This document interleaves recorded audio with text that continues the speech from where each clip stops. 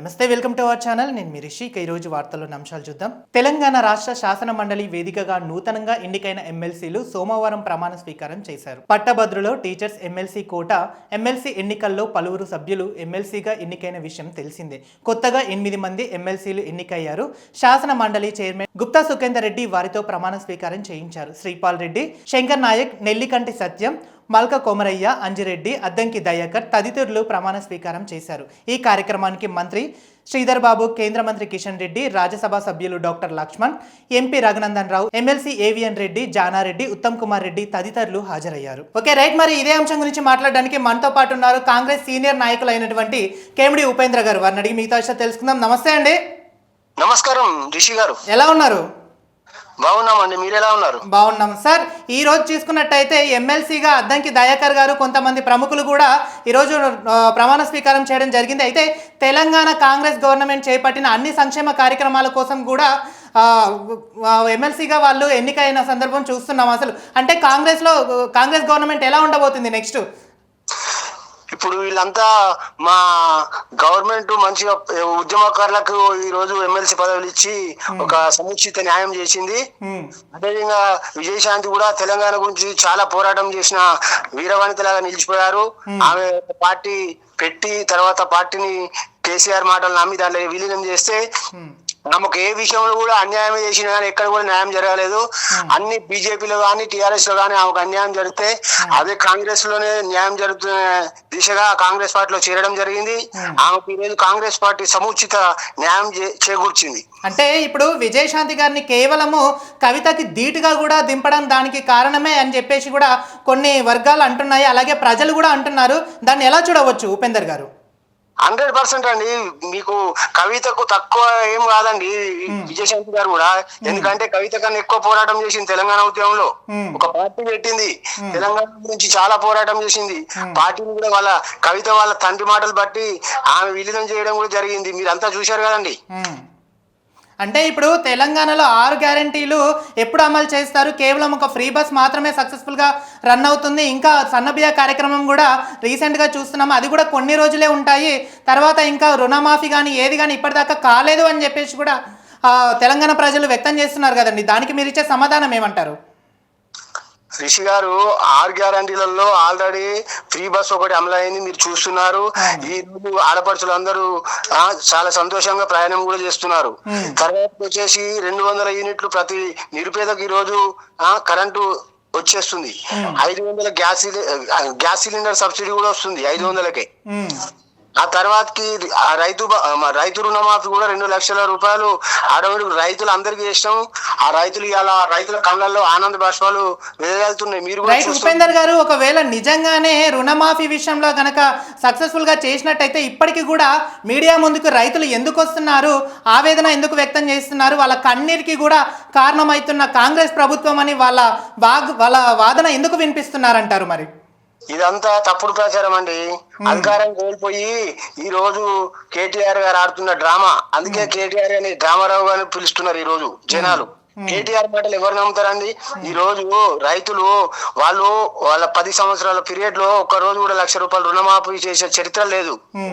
అలాంటిది AK time మా ప్రియతమ నాయకుడు యువనేత ముఖ్యమంత్రి గారు వచ్చినాక 2 లక్షల రూపాయలు రుణమాఫీ చేసిండు. వీళ్ళు ఏం చేసిరండి? ఈ రోజు వీళ్ళు చేయలేదు, మేము చేసామని అక్కస్తోటి ఇలా రోడ్ ఎక్కి లేనిది ఉన్నట్టు ఉన్నది లేనట్టు అన్ని తప్పుడు ప్రచారాలు చేసుకుంటా వాళ్ళు చేస్తున్నారు, పబ్బం గడుపుతున్నారు. ఒక ప్రతిపక్ష హోదాలో ఉండి ప్రతిపక్ష అసెంబ్లీకి రాకుండా ఫామ్ హౌస్ ఆయన అనుకుంటాడు. ఈయన అధికారం పోయిందని అధికార దాహంతో ఈయన రోడ్ ఎక్కి లేనిది ఉన్నట్టు. నిన్న మన హెచ్సియులా అది ఎక్కడిదో 2000 లో జరిగిన దుప్పెని తీసుకొచ్చి ఇది హెచ్సిఈల బయటకు వచ్చిందని ఇది ఏంటండి అంతా. ఉపేందర్ గారు కరెక్ట్ పాయింట్ మాట్లాడారు. హెచ్సియు భూముల విషయం గురించి తీసుకున్నట్టయితే కేవలం ప్రభుత్వానికి ఖజానా ఖాళీ అయింది కాబట్టి దాన్ని 400 ఎకరాలను అమ్మి మిగతాది కూడా తన పబ్బం గడుపుకోవడానికి మాత్రమే రేవంత్ రెడ్డి గారు చేస్తున్న నాటకం అని చెప్పేసి కూడా యూనివర్సిటీ విద్యార్థులు కూడా ఆందోళన వ్యక్తం చేశారు కదండి. మరి దానికి ఇచ్చే సమాధానం ఏమంటారు మరి మీరు? అయితే రిషి గారు, ఇక్కడ టిఆర్ఎస్ గవర్నమెంట్ లో వందల ఎకరాలు వాళ్ళు అమ్ముకున్నారండి. ఉమ్, కోకాపేటలో ఇదంతా మీరు కూడా చూస్తూనే ఉన్నారు కదా. వందల ఎకరాలు వాళ్ళు అమ్ముకున్నారు. ఇక్కడ రేవంత్ రెడ్డి గారు దీన్ని అమ్ముతాం అనట్లేదు. ఇక్కడ ఇండస్ట్రీలు వస్తాయి, ఇక్కడ కంపెనీలు వస్తాయి, లక్షల మందికి ఉపాధి కల్పిస్తాం, డెవలప్మెంట్ చేసి దాన్ని ఉపాధి కల్పిద్దామనే వాళ్ళు ఏదో మంచి ప్రణాళికతోటి ముందుకెళ్తుంటే దీన్ని ఎక్కడ పోయినా తప్పుడు తప్పుడు తప్పుడు తప్పుడు అని అన్ని తప్పుడు ప్రచారాలు చేసుకుంటే వీళ్ళు వస్తున్నారండి. ఇవాళ మొన్న మూసి పక్షాలను చేస్తా అంటే అది తప్పే అంటారు. వీళ్ళు ఇది ఈ రోజు ఇది డెవలప్మెంట్ చేస్తా అంటే ఇది తప్పే అంటారు. ఇక్కడ పోయినా తప్పే అంటారు. వీళ్ళు ఏం చేసిరంటే 10 సంవత్సరాలు వీళ్ళు ఒకవేళ నిజంగానే యూనివర్సిటీకి మంచి చేయాలనే ఉద్దేశం ఉంటే మొదటగా ఏదైనా ఉంటే చూసుకోవాలి కదండి. ఇంకోటి ఏంటంటే అక్కడ మూగ జీవాలు వన్యప్రాణుల మీద కూడా ఏమాత్రం తలబెట్టిన విషయం కూడా మనం చూస్తున్నాం. అయితే కేవలం ఏ ఇన్ఫర్మేషన్ లేకుండా కూడా బుల్డోజర్లను అక్కడికి తీసుకెళ్లి అడవులను నరికివేయడం అనేది ఎంతవరకు కరెక్ట్ అని చెప్పేసి కూడా తెలంగాణ ప్రజలు విద్యార్థులు ఆందోళన వ్యక్తం చేస్తున్నారు. మరి దానికి మీ సమాధానం ఏమంటారు? మరి మీరు ఒక సీనియర్ కాంగ్రెస్ లీడర్ అయ్యుండి. రిషి గారు, ఇక్కడ వన్యప్రాణులకు ఏం కాదే అండి. అయితే అన్ని అక్కడ పక్కన ఉన్న ల్యాండ్ కు అక్కడ వేరే దానికి తరలించారు. అక్కడ ఏం లేవు. వీళ్ళు ఫేక్ వీడియోలు సృష్టించి ఈ రోజు 10 లక్షలు పెట్టి ఎక్కడో ఉన్న వన్యప్రాణులను క్రియేట్ చేసి వీళ్ళ సోషల్ మీడియా వీళ్ళంతా బూటకు సోషల్ మీడియా పేడ్ ఆర్టిస్టులు వాళ్ళంతా కలిసి ఇవాళ విద్యార్థులను ఉసుగొలుపుతున్నారండి. ఒకప్పుడు విద్యార్థులను తెలంగాణ సమయంలో వీళ్ళకే విద్యార్థులను రెచ్చగొట్టి కిరోసిన్ దొరికింది కానీ అగ్గిపేట దొరకలేదు చూడు. అదే మాదిరిగా ఈ రోజు యూనివర్సిటీలో అదే అల్లకల్లోలం చేద్దామనే ప్రయత్నంలో ఉన్నారు వీళ్ళు. ఎక్కడ అభివృద్ధి చెందితే ఇది కాంగ్రెస్ గవర్నమెంట్ కు లబ్ధి జరుగుతుందని దాన్ని అడ్డుపడనికే ఇది ఒక కుట్ర. సో తెలంగాణలో 6 గ్యారెంటీలు సక్సెస్ఫుల్ గా రన్ అవుతాయి అంటారా మరి మీరు? 100% అయితే అండి. ఈ రోజు వీళ్ళు 9 సంవత్సరాలలో ఈ రోజు పేదలకు కనీసం సన్న బియ్యం ఇవ్వలేకపోయారండి. ఎక్కడ ఏ రాష్ట్రంలో లేని సన్న బియ్యం పథకం ఇవాళ మా నాయకుడు ముఖ్యమంత్రి రేవంత్ రెడ్డి గారు ప్రవేశపెట్టారు. ఇవాళ పేదల కళ్ళల్లో ఇవాళ వెలుగులు వెలుగుతున్నాయండి. సన్న బియ్యం తింటుర్రు, రైతు రుణమాఫీ అయింది, అన్ని జరుగుతున్నాయండి. 1 by 1 అన్ని జరుగుతున్నాయి. రైట్, మీరు ఫైనల్ గా విమర్శించే వాళ్ళకి ఏం చెప్పదలుచుకున్నారు మరి? ఎవరు విమర్శించినా మా గవర్నమెంట్ లో మేము మేనిఫెస్టోలో చెప్పినవన్నీ మా రేవంత్ రెడ్డి గారు ఖచ్చితంగా చేయగలుగుతాడని నమ్మకం మాకుంది, చేస్తాడని నమ్మకం మాకుంది. కాబట్టి వీళ్ళన్ని అల్లిబుల్లి కథలు చెప్పి రోడ్ల మీదకి వచ్చి వీళ్ళు చేస్తే లబ్ధి పొందితే రేపు మళ్ళా ఇంకా 10 సంవత్సరాలు కూడా మా కాంగ్రెస్ గవర్నమెంటే ఉంటుంది. వీళ్ళు ఎన్ని నాటకాలైనా ఎన్ని డ్రామాలైనా డ్రామారావు రోడ్ల మీదకి వచ్చి ఎన్ని డ్రామాలు వేసినా కానీ వాళ్ళు 10 సంవత్సరాలు అక్కడే ఉండాలి. ఓకే, థ్యాంక్ యూ సార్, మీ అభిప్రాయాన్ని తెలియజేసినందుకు thank you so much. Thank you Rishi గారు. ఓకే రైట్, మరి చూశారు కదా ఈరోజు తెలంగాణలో ఎమ్మెల్సీగా ప్రమాణం చేసిన వారికి కూడా ఖచ్చితంగా ధీటుగా కూడా కవితకు దింపడానికి కారణమే అది అని చెప్పేసి కూడా గౌరవ ఉపేందర్ గారు అంటున్నారు. అయితే తెలంగాణలో 6 గ్యారెంటీలు కూడా ఖచ్చితంగా అమలు అవుతాయి. ఏది ఏమైనా కాంగ్రెస్ ప్రభుత్వం చేపట్టిన 6 గ్యారెంటీలు సక్సెస్ఫుల్గా తెలంగాణలో రన్ అవుతాయి అని చెప్పేసి కూడా కాలర్ అంటున్నారు. మరి చూడాలి తెలంగాణలో 6 గ్యారెంటీలు సంక్షేమ పథకాలు ప్రజల దాకా అందుతాయా లేదా అనేది వేచి ఉండక తప్పదు. చూస్తూనే ఉండండి డిటీవీ న్యూస్.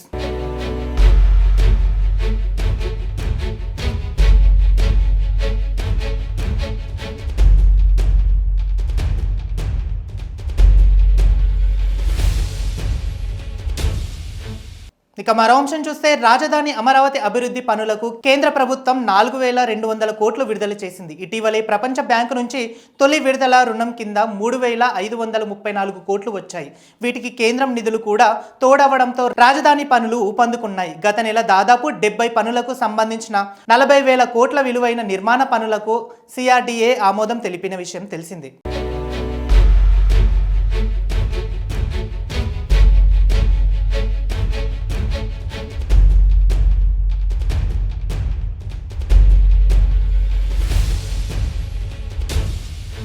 ₹1 అవినీతి లేకుండా 1000 కోట్ల ఆస్తిని పేదలకు అందించామని మంత్రి నారా లోకేష్ తెలిపారు.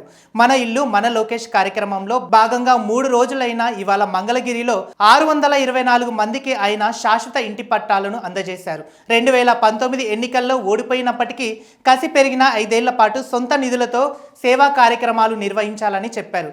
మంగళగిరిలో ఓడితే ఇబ్బంది అవుతుందని సన్నిహితంగా చెప్పిన వెనక్కి తగ్గలేదు ఆయన.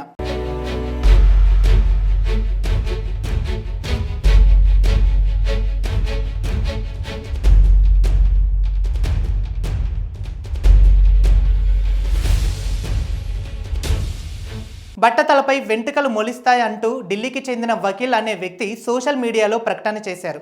హైదరాబాద్ పాత బస్తీలో తన ఫ్రెండ్ షాపుకు రావాలని చెప్పారు. వకీల్ ఒక్కొక్కరి దగ్గర 100 రూపాయలు తీసుకొని గుండు కొట్టి కెమికల్ రాసి పంపించాడు. గుండు ఆరిపోకుండా ఉండాలని షరతులు కూడా పెట్టి వెళ్ళిపోయారు. కొంతమందికి రియాక్షన్ అయ్యి బొబ్బుల్లొచ్చాయి. బట్టతల ఏమో కానీ ఉన్న వెంట్రుకలు పోయాయని వందలాది మంది యువకులు లబోదిబోం అంటున్నారు.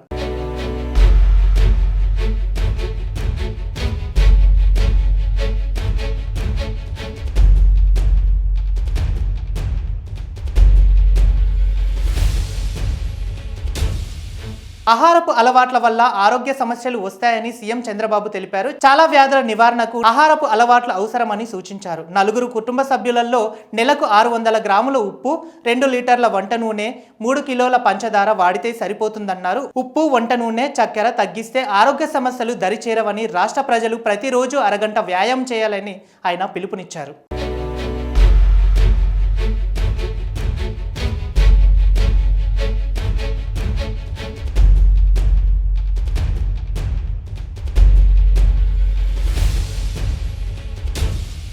అల్లూరి జిల్లాలో డిప్యూటీ సీఎం పవన్ కళ్యాణ్ పర్యటన కొనసాగుతుంది. డుంబ్రిగూడ పెదపాడు రోడ్డు నిర్మాణ పనులకు ఆయన శంకుస్థాపన చేశారు. అనంతరం గర్భిణీలకు కిట్టు, పిల్లలకు స్వీట్ బాక్సులు పంపిణీ చేసి గిరిజన సమస్యలను అడిగి తెలుసుకున్నారు. తొలుత వాహనంపై చాపరాయి వాగు దాటి కొంత దూరం వెళ్లిన ఆయన అక్కడి నుంచి కాలినడకన పెదపాడుకు వెళ్లారు. దింసా నృత్యాలతో, డప్పు వాయిద్యాలతో గిరిజనులు పవన్ కళ్యాణ్కి స్వాగతం పలికారు.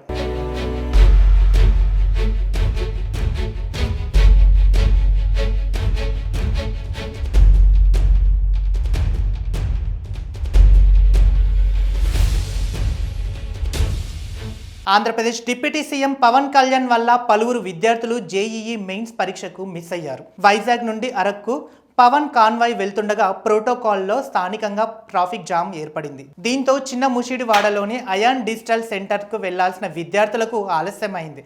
ఎంట్రీ సమయం ముగియగా అధికారులు పరీక్షా కేంద్రంలోకి అనుమతించలేదు. ట్రాఫిక్ వల్ల పరీక్షలు మిస్ అయ్యాయని విద్యార్థుల పేరెంట్స్ కంటతడి పెట్టుకున్నారు.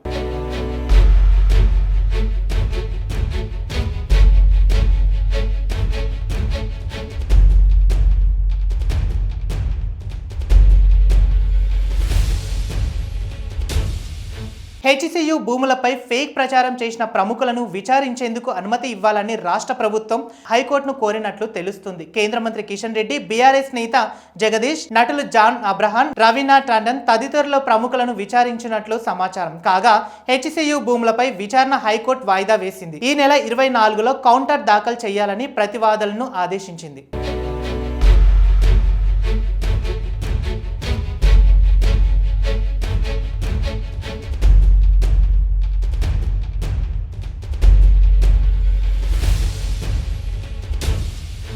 పారిపోవద్దు, ఉద్యోగాలు ఇవ్వండి అనే నినాదంతో చేపట్టిన తెల్ల టీషర్ట్ ఉద్యమాన్ని కాంగ్రెస్ అగ్రనేత రాహుల్ గాంధీ ప్రారంభించారు. బీహార్లో బెగుస్టాల్ NSUI national incharge Kanhaiya Kumar ఆధ్వర్యంలో ర్యాలీని చేపట్టారు. రాష్ట్రంలో నిరుద్యోగం, విద్యా లోపాలను దేశవ్యాప్తంగా చర్యలు తీసుకోవాలని ఆయన లక్ష్యంగా పెట్టుకున్నారు. రాహుల్ పిలుపుతో పెద్ద ఎత్తున యువత ఈ ఉద్యమంలో భాగులయ్యారు.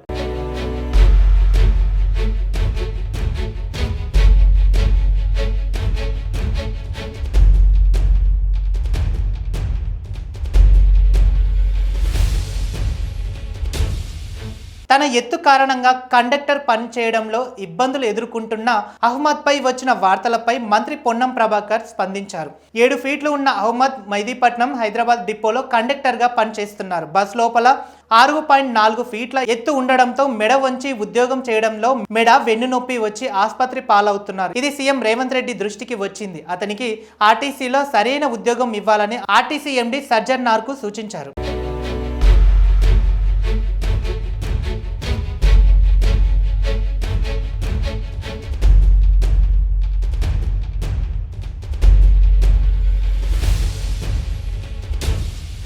రాష్ట్ర వ్యాప్తంగా ఇందిరమ్మ ఇళ్ల నిర్మాణం కొనసాగుతుంది. తొలి జాబితాలో 71,000 మందికి ఇళ్ల మంజూరు పత్రాలు ఇవ్వాలని, వీరిలో 12,000 మంది నిర్మాణానికి శ్రీకారం చుట్టారు.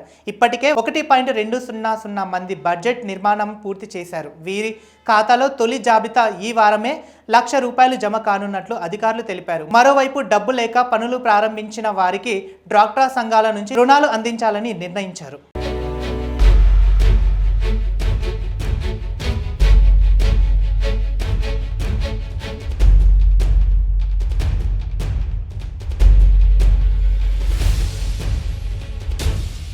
తెలంగాణ రాష్ట్రంలో సన్నబియ్యం రేషన్ పంపిణీ కొనసాగుతుంది. ఇప్పటి వరకు 1.72 కోట్ల మంది సన్నబియ్యం తీసుకున్నట్లు అధికారులు తెలిపారు. మొత్తం 90.42 లక్షల రేషన్ కార్డులను, ఏప్రిల్ 42 లక్షల కార్డులపై లబ్ధిదారుల బియ్యం తీసుకున్నారు. ఆ 6 రోజుల్లో 8.75 లక్షల క్వింటాల బియ్యం సరఫరా చేశారు. పలు చోట్ల రవాణా, సాంకేతిక సమస్యలతో పంపిణీ నెమ్మదిగా సాగుతుంది. ఈ నెల 17 వరకు పూర్తవుతుందని అధికారులు పేర్కొన్నారు.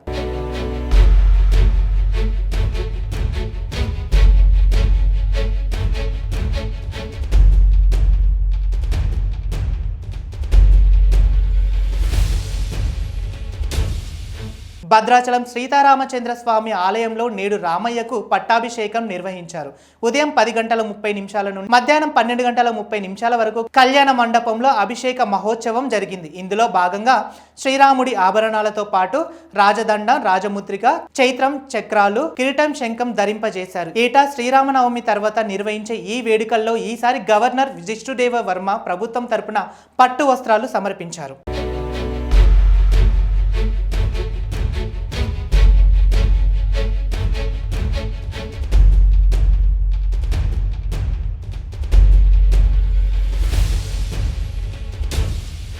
బంగాళాఖాతంలో రేపు అల్పపీడనం ఏర్పడే అవకాశం ఉందని భారత వాతావరణ శాఖ వెల్లడించింది. దీని ప్రభావంతో ఏపీలో పలు చోట్ల నేటి నుండి 4 రోజుల పాటు తేలికపాటి నుంచి మోస్తారు వర్షాలు కురుస్తాయని తెలిపింది. మరోవైపు ద్రోణి ప్రభావంతో తెలంగాణలోని కొన్ని చోట్ల నేటి నుండి 3 రోజుల పాటు మోస్తారు వర్షాలు కురుస్తాయని IMD అంచనా వేసింది. అదే సమయంలో కొన్ని చోట్ల ఎండలు పెరిగే అవకాశం ఉందని హెచ్చరించింది.